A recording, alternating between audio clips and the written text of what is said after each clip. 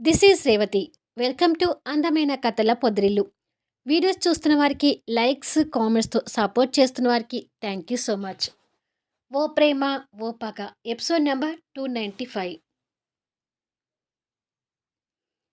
ఇలా మరికొన్ని రోజులకి చరిత నొప్పులు పడుతూ హాస్పిటల్ బెడ్ మీద ఉంటుంది. రూమ్ బయట వినోద్, సామ్రాట్, శక్తి, రాజశ్రీ, చరిత వాళ్ళ అమ్మగారైన లక్ష్మి, విక్రమాదిత్య గారు, ప్రభావతి, శ్రావణి, అరుణ్, భరత్, సౌమ్య ఇలా అందరూ టెన్షన్‌గా ఉంటారు. వినోద్‌లో ఇంకా ఎక్కువ టెన్షన్ కనిపిస్తుంటుంది. చరిత నొప్పులు పడుతుంటే ఆ కేకలు బయటికి వినిపిస్తుంటాయి. వినోద్ తన బాధని తట్టుకోలేకపోతుంటాడు. తమ్ముడు అలా బాధపడటం సామ్రాట్ గ్రహించి తమ్ముడు భుజం మీద చేయి వేసి, "కాసేపట్లో గుడ్ న్యూస్ వింటావు వినోద్, టెన్షన్ పడకు" అంటాడు. "ఏమో అన్నయ్య, చరిత అలా నొప్పులు పడుతుంటే భయంగా ఉంది" అంటాడు వినోద్. శక్తి వాళ్ళ దగ్గరకొచ్చి, "ఆడవాళ్ళు ప్రసవం టైంలో ఇలా నొప్పులు పడటం సహజమే వినోద్. కొద్దిసేపు నొప్పుల తర్వాత పండంటి బిడ్డను చూశాక ఆ తల్లి ఆ నొప్పుల్ని మర్చిపోతుంది" అని అంటుంది. శక్తి మాటలు విన్నాక సామ్రాట్ బాధగా శక్తి వైపు చూస్తూ, "చరిత నొప్పులు పడుతుంటే మేము ఇంతమంది ఉన్నాము. కానీ శక్తి నా బిడ్డకు జన్మనిచ్చేటప్పుడు తన దగ్గర ఆత్మీయులంటూ ఎవ్వరూ లేరు. నా కూతురి పుట్టక నేను చూడకపోవటం, నా బిడ్డను మోస్తూ కడుపుతో ఉన్న శక్తికి నేను తోడుగా ఉండలేకపోవడం నా దురదృష్టం" అని అనుకొని బాధపడుతుంటాడు. ఇలా కొద్దిసేపు తర్వాత బేబీ ఏడుపు వినిపిస్తుంది. అది విని అందరూ టెన్షన్ తగ్గించుకొని సంతోషపడుతుంటారు. ఎవరు పుట్టి ఉంటారో అని అందరూ ఆతృతగా ఎదురు చూస్తూ ఉండగా నర్స్ బయటకొచ్చి, "మగపిల్లాడు పుట్టాడు" అని చెప్తుంది. అది విని అందరూ సంతోషపడుతుంటారు. వినోద్ మొహంలో సంతోషం ఇంకా వెలిగిపోతూ అంతలోనే చిన్న కలత కూడా కనిపిస్తుంది. కానీ ఆ వెంటనే కలతని చెరిపేసి వాళ్ళ అన్నయ్యని చూసి సంతోషపడుతుంటాడు. ఎవరు కూడా వినోద్ మొహంలో ఉన్న ఎక్స్‌ప్రెషన్స్‌ని గమనించలేదు. "తల్లి, బిడ్డ ఆరోగ్యంగానే ఉన్నారు కదా సిస్టర్" అని అడుగుతాడు వినోద్.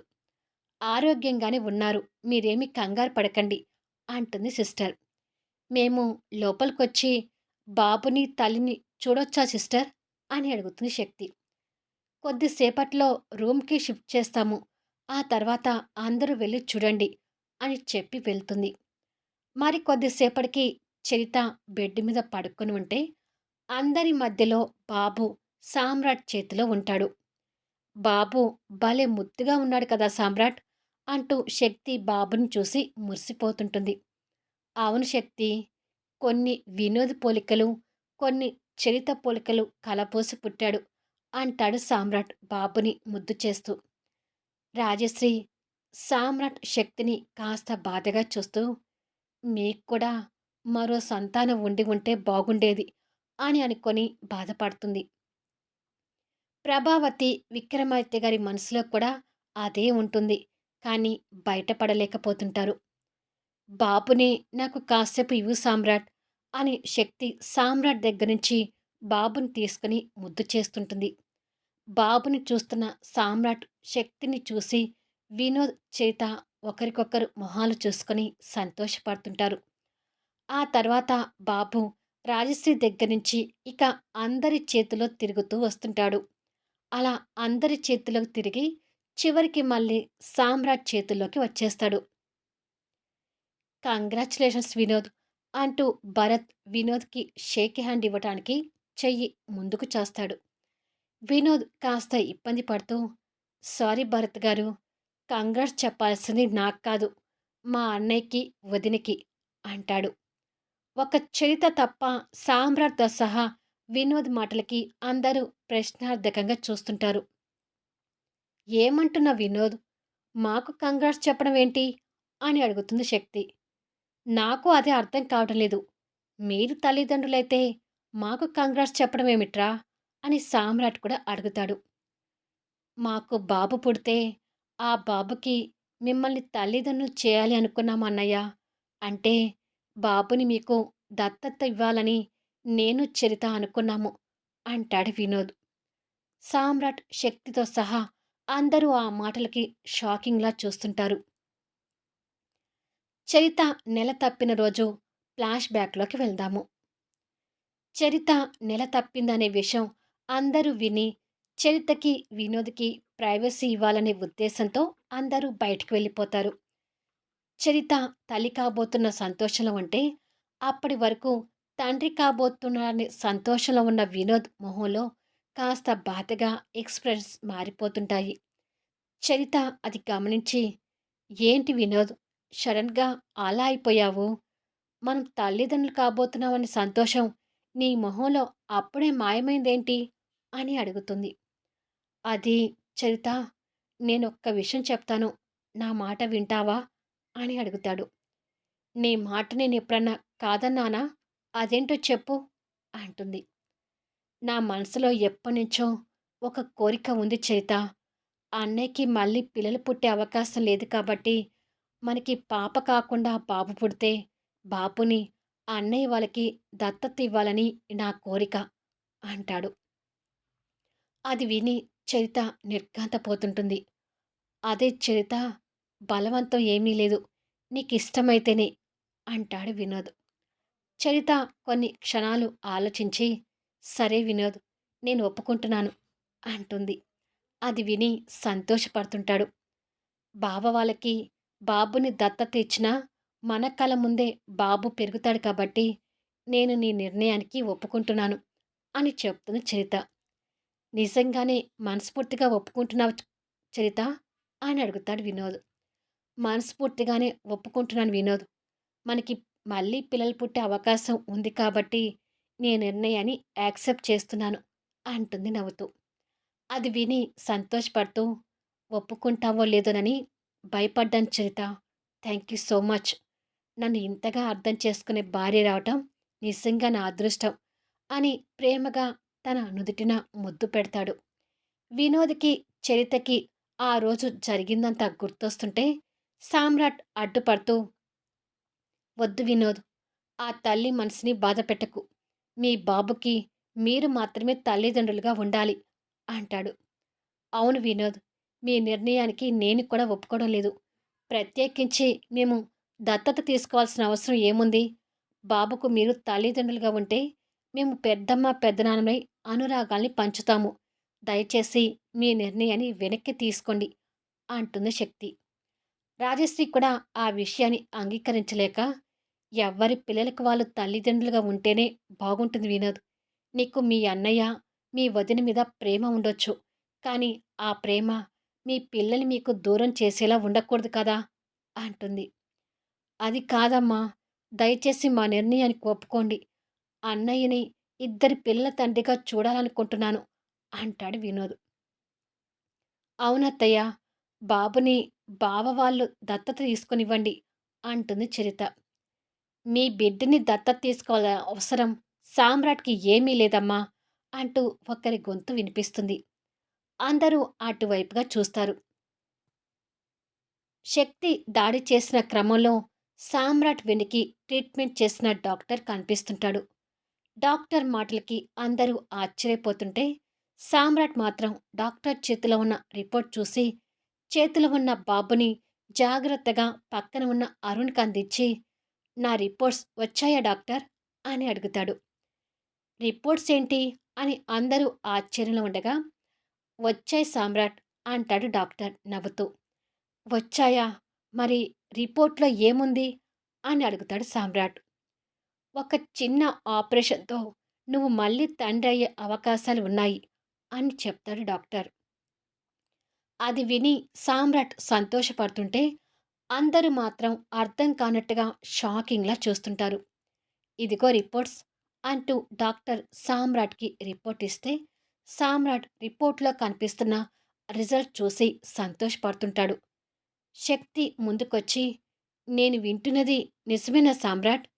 నీకు మళ్ళీ తండ్రయ్యే అవకాశాలున్నాయా?" అని క్యూరియాసిటీగా అడుగుతుంది. "ఉంది శక్తి. మళ్ళీ మనం ఇంకొక బిడ్డకి తల్లిదండ్రులు కావచ్చు" అంటూ రిపోర్ట్స్‌ని శక్తి చేతిలో పెడతాడు సామ్రాట్. శక్తి కూడా ఆ రిపోర్ట్ చూసి మహా ఆనందపడుతుంటుంది. కొడుకు మళ్ళీ తండ్రి కాబోతున్నాడు అనే విషయానికి ఆ తల్లి మనసు కూడా సంతోషపడుతూ దగ్గరికొచ్చి, "నాన్న సామ్రాట్, నువ్వు మళ్ళీ తండ్రి అయ్యే అవకాశం ఉంది అంటే చెప్పలేనంత ఆనందంగా ఉంది" అని అంటుంది రాజశ్రీ. "నాకు కూడా అమ్మా" అంటాడు సామ్రాట్. "అసలు నువ్వు మళ్ళీ డాక్టర్‌ని ఎప్పుడు కన్సల్ట్ అయ్యావన్నయ్య? ఇంత సడెన్‌గా ఇంత సర్ప్రైజ్ ఇచ్చావేంటి?" అని అడుగుతాడు వినోద్. చరిత బేబీ బంపుతో ఉన్నప్పుడు, ఆ బేబీ మీద, చరిత మీద నువ్వు చూపించిన కేరింగ్ చూసి, నాకు కూడా మళ్ళీ తండ్రి కావాలనిపించిందిరా.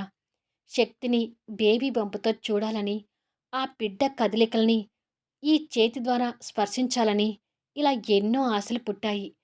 ఎందుకైనా మంచిది అని ఒకసారి డాక్టర్‌ని కలవాలనుకుని కలిశాను. ఈ డాక్టర్ గారు కూడా ఫస్ట్ అసలు ఆ అవకాశం లేదని చెప్పారు. అయినా కూడా ఒకసారి టెస్ట్ చేయించారు. ఈలోపుగా విదేశాల్లో నాలాంటి కేసున్న ఒక తండ్రి అయ్యారని, అది కూడా అతనికి ట్రీట్మెంట్ చేసింది మన తెలుగు డాక్టర్ అని తెలిసి, ఈ డాక్టర్ గారు, ఆ డాక్టర్ గారిని అప్రోచ్ అయ్యి, వారి సలహాల మీద మరికొన్ని టెస్టులు చేయించుకున్నాను. ఇవే ఆ టెస్ట్ రిపోర్ట్స్ అంటాడు సామ్రాట్. అది విని విక్రమాదిత్య గారు, ప్రభావతి, భరత్, సౌమ్య ఇలా అందరూ సంతోషపడుతుంటారు. "మరి డాక్టర్, ఈ ఆపరేషన్ నేను ఎక్కడ చేయించుకోవాలి?" అని అడుగుతాడు సామ్రాట్.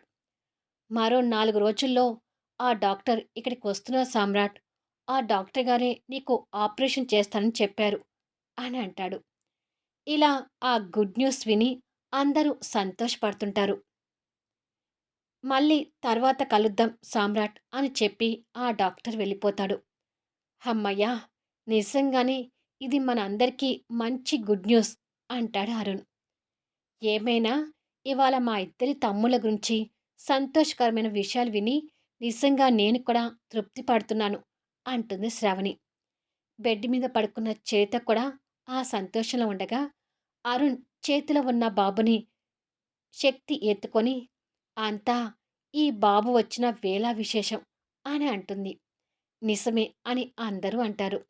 సామ్రాట్ తమ్ముణ్ణి మరదల్ని చూసి, "మా కోసం ఎంత త్యాగం చేయబోయార్రా" అంటాడు ఆత్మీయంగా.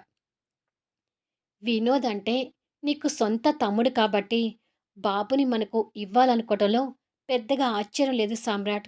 కానీ చరిత తన కన్న పేగుని మనకు ఇవ్వాలనుకోవడంలో తన మంచితనం మరొకసారి అర్థమవుతుంది అంటుంది శక్తి. అవును, ఎంతైనా నా కోడలు బంగారం అంటూ రాజశ్రీ చరిత నుదుటిన ముద్దు పెడుతుంది. కూతురు మంచితనం చూసి లక్ష్మి గారు కూడా సంతోషపడుతుంటారు. ఇక ప్రభావతి గారికి, విక్రమాదిత్య గారికి చరిత చేయాలనుకున్న త్యాగానికి వారికి కూడా చరిత మరో కూతురు అవుతుంది. బాబు అందరి చేతిలో తిరుగుతుంటే సౌమ్య, భరత్ కూడా ఆశగా బాబు వైపు చూస్తూ, రోజులు గడిచి మనం కూడా మన బిడ్డని త్వరగా చూసుకుంటే బాగుండు అని అనుకుంటారు. మరి కొద్దిసేపటికి హేమచంద్ర గారి ఫ్యామిలీ కూడా వచ్చి ఆ బాబుని చూస్తారు. సాయంత్రానికి పింకీ, రమ్య, రాకేష్ కూడా వచ్చి చిన్న బాబుని ముద్దు చేస్తుంటారు. సామ్రాట్ ఇంట్లో ఆ బాబుతో కొత్త సందడి నెలకొంటుంది. టైం ఉంటే చాలు సామ్రాట్, శక్తి ఆ బాబుతోనే టైం స్పెండ్ చేస్తుంటారు. మరి కొన్ని రోజులకి రమ్య, అజిత్‌ల వివాహం జరుగుతుంటే అందరూ కూడా ఆ వివాహానికి హాజరవుతారు. హేమచంద్ర గారి ఫ్యామిలీ, సామ్రాట్ వాళ్ళ ఫ్యామిలీకి మంచి ఫ్యామిలీ ఫ్రెండ్స్ అయిపోయారు. ఇలా మరికొన్ని రోజులు గడిచి సామ్రాట్‌కి ఆపరేషన్ కూడా సక్సెస్ అవుతుంది. సామ్రాట్ హాస్పిటల్ బెడ్ మీద పడుకునుంటే శక్తి డాక్టర్ నుంచి ఆ గుడ్ న్యూస్ వింటుంది. డాక్టర్ మాటలు విని సామ్రాట్ మొహం కూడా సంతోషంతో విరబూస్తుంటుంది. మంచి విషయం చెప్పారు డాక్టర్ అన్నట్టు సామ్రాట్‌కి అప్పుడప్పుడు వచ్చే పెయిన్‌తో అల్లాడిపోతుంటాడు అని శక్తి బాధగా అంటూ ఉండగానే, ఇక నుండి ఆ పెయిన్ కూడా రాదమ్మా. ఈ ఆపరేషన్‌తో ఆ పెయిన్ కూడా దూరమయ్యాడు అని చెప్తారు డాక్టర్. అది విని సామ్రాట్ కంటే ముందు శక్తినే ఇంకా ఎక్కువ సంతోషపడుతుంది. సామ్రాట్‌ని జాగ్రత్తగా చూసుకోమ్మా అని చెప్పి డాక్టర్ వెళ్ళిపోతాడు.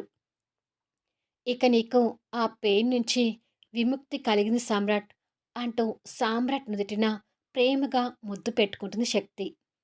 సో, ఈ సమస్య కూడా తీరింది కాబట్టి, ఇక రోజూ నన్ను రాత్రి తట్టుకోవటానికి సిద్ధంగా ఉండు అంటాడు కన్నుగీటుతూ. శక్తి సిగ్గుతో నవ్వుతూ, అలాగే హీరో.